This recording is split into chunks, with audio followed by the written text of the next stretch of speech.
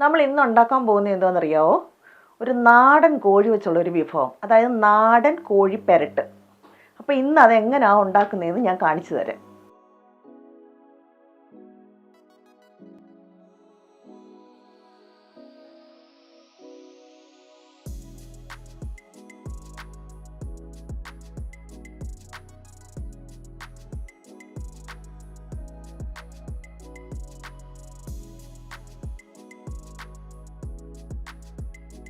അപ്പോൾ ചിക്കൻ എല്ലാം നല്ല കഴുകി വൃത്തിയാക്കി കൊണ്ടുവന്നിട്ടുണ്ട്. ഇതിനകത്ത് നമുക്ക് ഇനി ഒരു മസാലക്കൂട്ട് ഒന്ന് പുരട്ടി വയ്ക്കാം.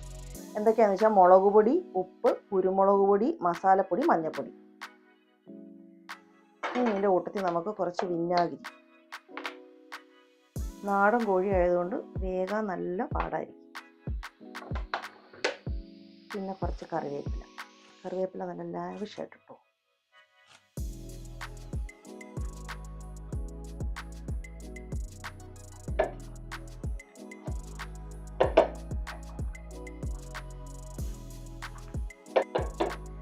ഇതെല്ലാം ഇനി പുരട്ടി ഇനി നമുക്കിതൊന്ന് അടച്ചു വയ്ക്കാം.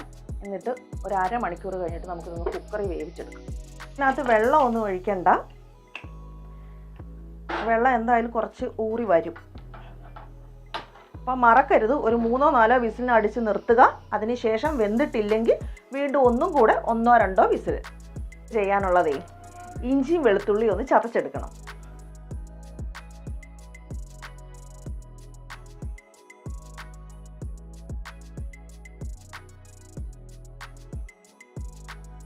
ഇനി നമുക്ക് ഒരു 2 തക്കാളി അരിഞ്ഞ് വയ്ക്കാം.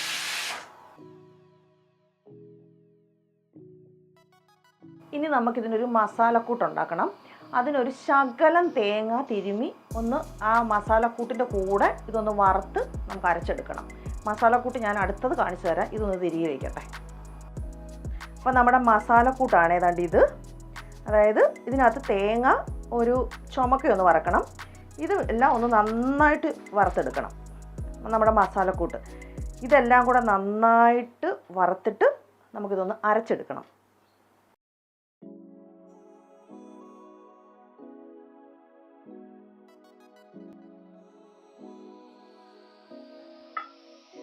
ഇനി നമുക്ക് നമ്മുടെ ഈ മസാലയൊന്നും പൊടിച്ചെടുക്കുകയോ അല്ലെങ്കിൽ അരച്ചെടുക്കുകയോ ചെയ്യാം.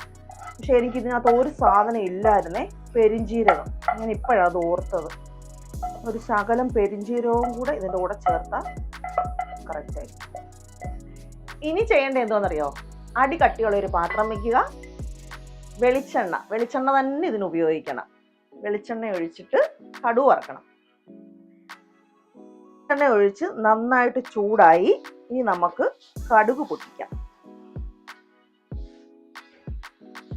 പിന്നെ നമ്മുടെ മുളക്, അതായത് വറ്റൽ മുളക്, കറിവേപ്പില.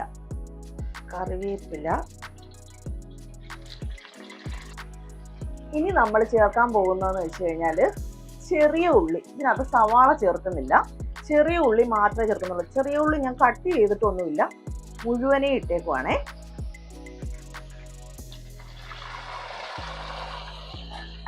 ഇനി നമുക്ക് നന്നായിട്ടൊന്ന് വഴറ്റിയെടുക്കാം.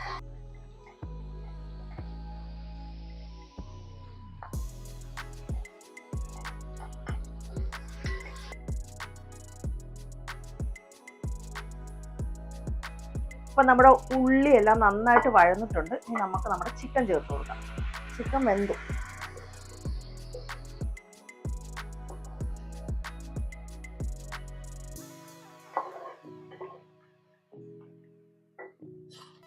ഇനി നമുക്ക് അരപ്പും കൂടെ ചേർത്ത് കൊടുക്കാം.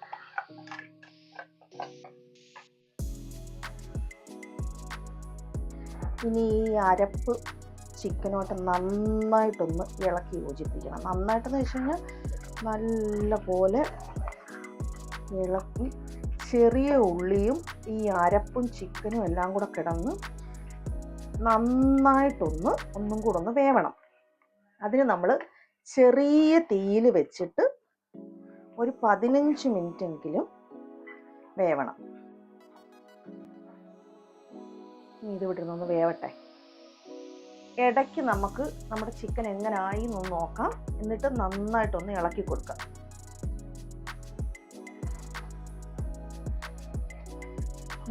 ചെറിയ തീയിലിരുന്ന് കുറച്ച് സമയം കൂടി ഇതൊന്ന് പറ്റണം. ഈ ഒരു പരുവത്തിൽ എടുക്കണമെങ്കിലും എടുക്കാം. പിന്നെ കുറച്ചും കൂടെ ഒന്ന് പെരണ്ട് വരുമ്പോഴായിരിക്കും ഇതിൻ്റെ കറക്റ്റ് ടേസ്റ്റ്. അപ്പോൾ കൂട്ടുകാരെ, എൻ്റെ ചിക്കൻ പെരട്ട് റെഡി ആയിട്ടുണ്ട്. അതായത് നാടൻ കോഴി വെച്ചുണ്ടാക്കിയ ചിക്കൻ പെരട്ട്. ഇത് ചോറിനോ ചപ്പാത്തിക്കോ ഇടിയപ്പത്തിനോ പൊറോട്ടയ്ക്കോ എന്തിനു വേണമെങ്കിലും കഴിക്കാം.